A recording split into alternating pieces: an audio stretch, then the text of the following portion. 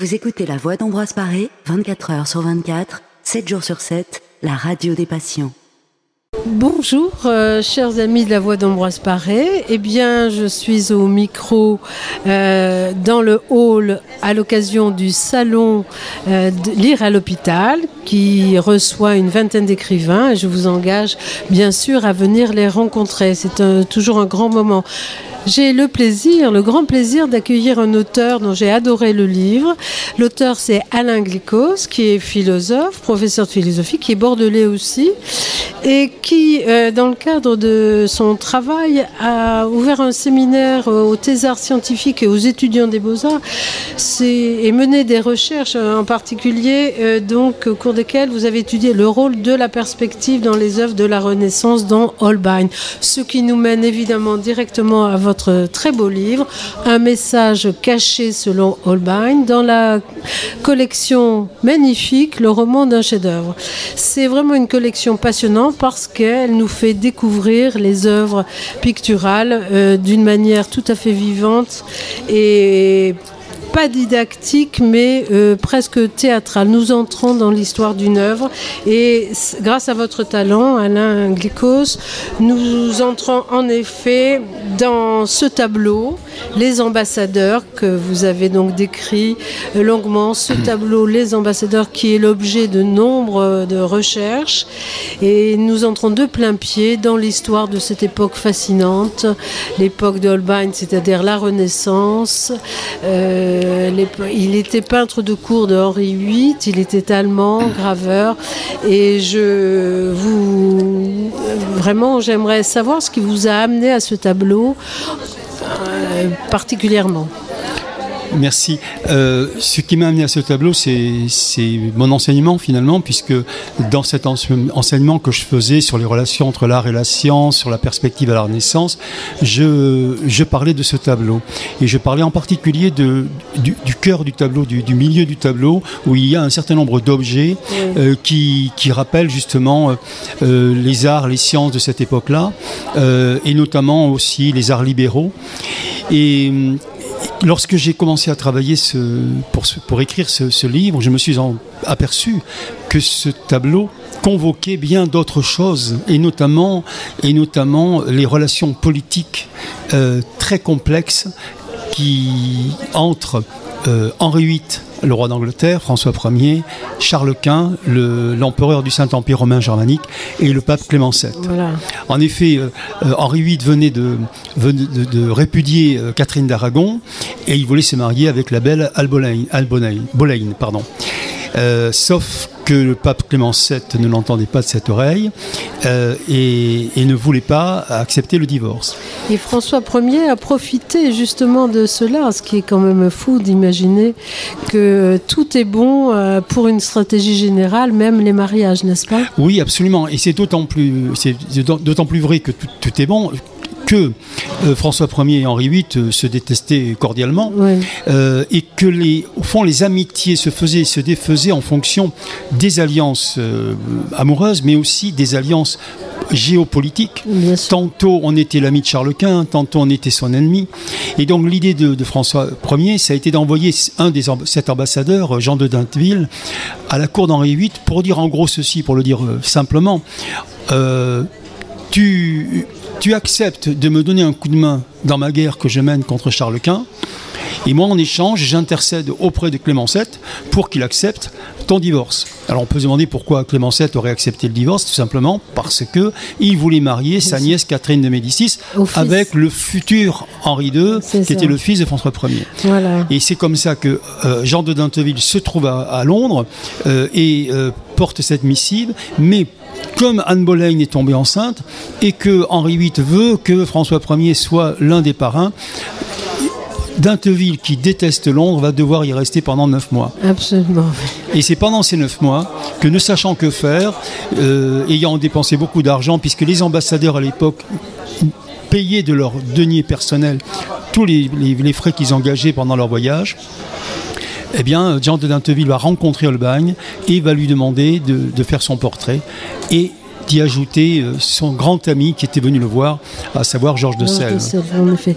Alors la peinture de cette époque, les portraits de cour en particulier, a une valeur évidemment artistique, mais ça n'est pas de la décoration. Ça a évidemment une valeur de communication, comme on ne le disait pas encore à l'époque. Donc tous les signes que vous indiquez, que vous développez et qui pourraient passer inaperçus pour un œil non éduqué à cela, c'est tout à fait passionnant et on voit ce tableau d'une toute autre manière.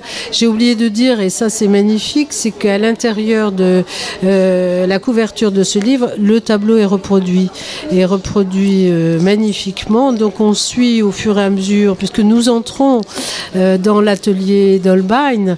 Moi j'ai adoré ces moments-là, c'est par des conversations entre des lettrés de cette période sur les thèmes intellectuels, géopolitiques. C'était vraiment tout à fait passionnant de les entendre discuter de cela, et puis en même temps très vivant, parce que on voit Holbein partager une choucroute avec ses amis. Vous décrivez le Londres humide et froid que Jean de Dinteville ne supportait pas, et donc on entre dans une saga absolument passionnante de l'histoire de ce tableau. Et dans l'autre partie de la couverture, parce que c'est quand même aussi très important, si ce tableau a tellement intrigué, si on en parle depuis des siècles, eh bien c'est qu'il existe une figure dont personne ne pouvait assurer ce que ça représentait vraiment, et l'énigme, le mystère selon Holbein, vous nous le décodez, et c'est tout à fait passionnant.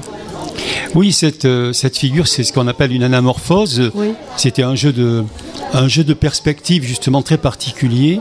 C'est une anamorphose, c'est-à-dire une déformation d'une image. Et cette déformation d'image, on se rend compte à la fin que c'est une tête de mort. Et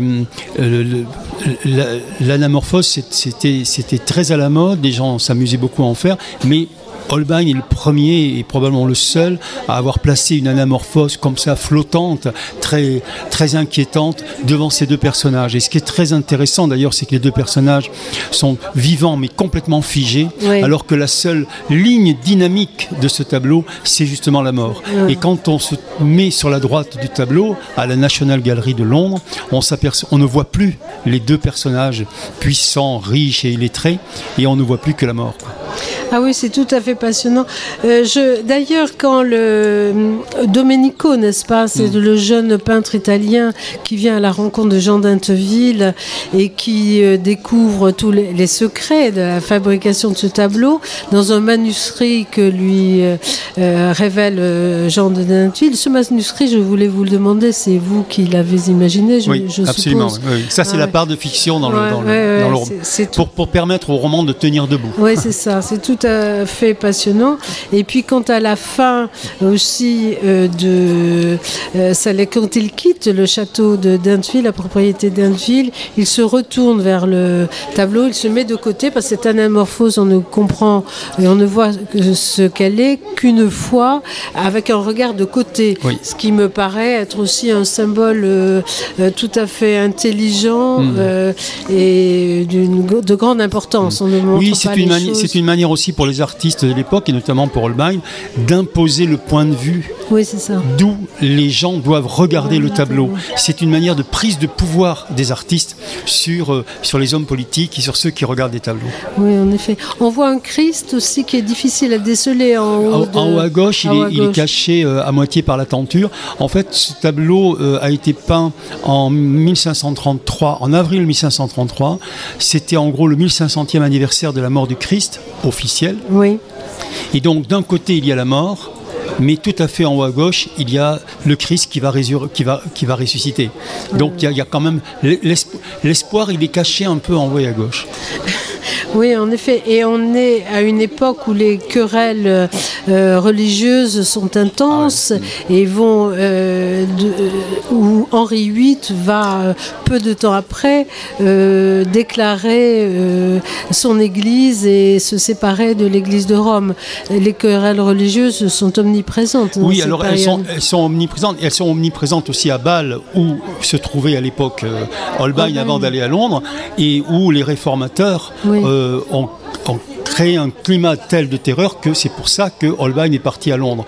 Et quant à Henri VIII, effectivement, il va rompre avec Rome, mais je tiens à dire que contrairement à ce qu'on pense quelquefois, l'anglicanisme qu'a créé Henri VIII n'est pas un protestantisme à la Luther, c'est en fait un catholicisme sans le pape. Oui, absolument. Voilà. C'est-à-dire, il dit au pape, occupez-vous de la foi, moi je m'occupe de l'argent et des évêques. Exactement, hein, c'est lui le chef de l'Église, le roi actuel l'est encore. Oui. C'est d'ailleurs pourquoi il est un petit peu, comment dirais-je, peut-être dérisoire de penser que des problèmes de divorce encore au XXe siècle peuvent poser problème à la couronne d'Angleterre, qui a quand même été, depuis Henri VIII, fondée, je dirais, en partie sur ce problème-là. Le pape des Anglais, c'est le roi, en effet. Donc c'est passionnant et tellement riche que c'est tout à fait dommage de ne pas pouvoir en dire plus. J'incite vraiment chacun à découvrir et la collection et votre ouvrage en particulier, Alain Glicose. C'est aux éditions Les Ateliers Henri Dougier. C'est absolument passionnant et je propose que nous revenions sur ces sujets et bien d'autres lors d'une invitation que vous accepteriez dans notre studio. Je propose évidemment aux auditeurs de venir vous rencontrer et puis de découvrir en même temps l'exposition que Christine Zima dans le hall à côté de la cafétéria vous propose. C'est tout à fait charmant et intéressant. Merci infiniment Alain Glicose d'être venu à la rencontre des patients et des soignants de l'hôpital. Merci. C'est un plaisir, merci à vous. Vous écoutez La Voix d'Ambroise Paré, 24 heures sur 24, 7 jours sur 7, la radio des patients.